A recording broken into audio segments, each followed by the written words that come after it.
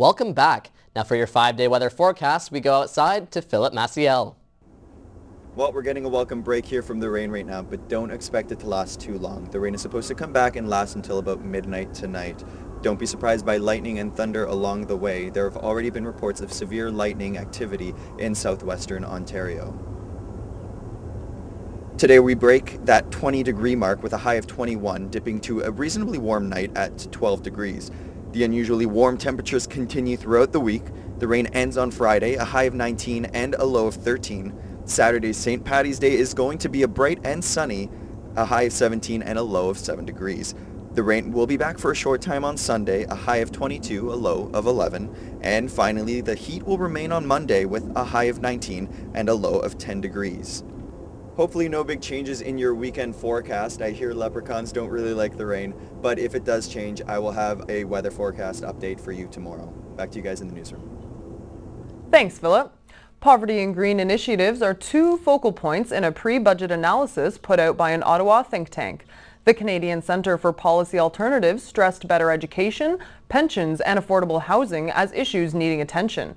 They also recommend increasing income tax rates for the wealthy and revoking corporate income tax cuts.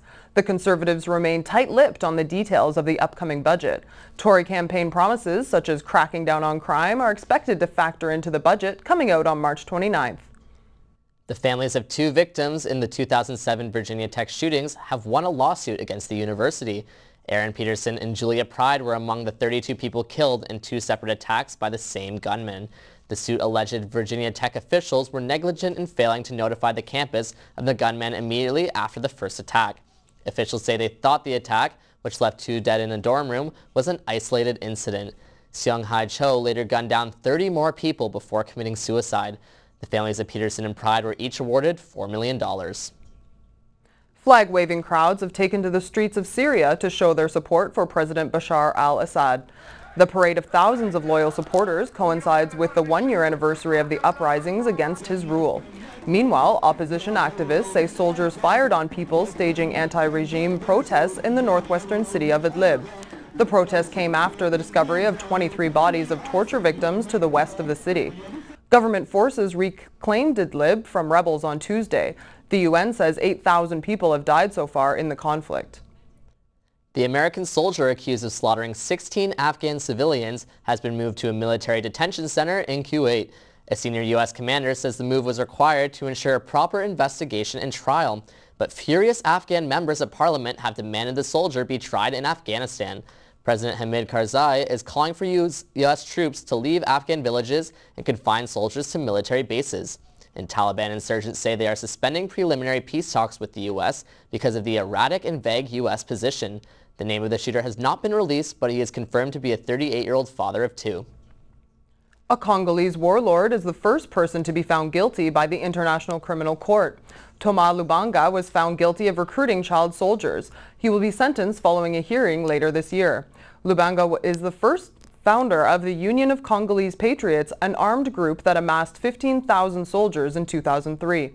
The ICC opened in July 2002 to prosecute perpetrators of genocide and crimes against humanity. This is their first conviction.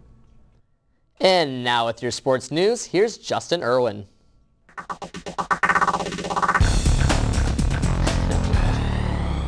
The boys in red have made soccer history.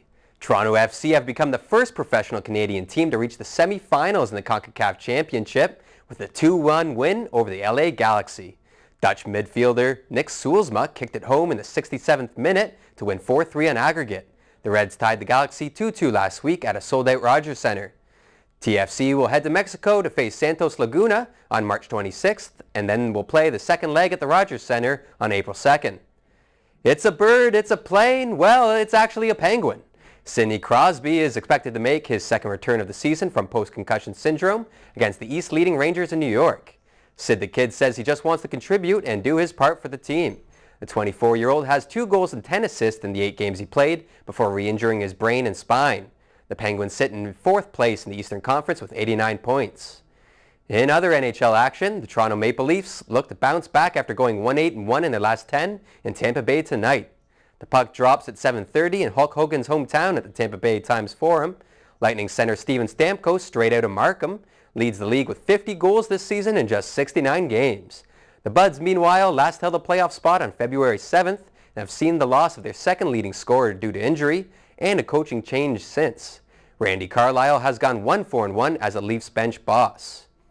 On the hard court, the Toronto Raptors got destroyed by former Raptors/Kardashian hubby Chris Humphries in New Jersey.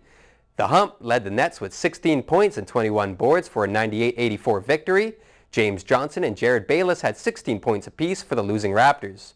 The Raps now sit 14-29 and New Jersey moves up the standings with 15 wins. Hot sweats, goosebumps, and dry mouth? You probably have the madness, and the only cure is filling out your bracket. The second round of the NCAA Final Four tournament tips off today with 16 games on the sched. Several Canadians are featured in this year's tournament, such as Montreal's Chris Joseph on the Syracuse Orange, Mississauga's Andrew Nicholson on St. Bonaventure, and Toronto's Mick Kabongo, who leads the Texas Longhorns. And U.S. President Barack Obama has filled out his annual bracket, picking North Carolina over Kentucky in the championship game. And that's it for sports. Back to you guys in the newsroom. Thanks, Justin. After the break, we'll get the latest in entertainment from Amy Weinstein. Obama fights back against bullying, Community returns, and Jack Bauer gets trumped. I'll have your full entertainment update after the break.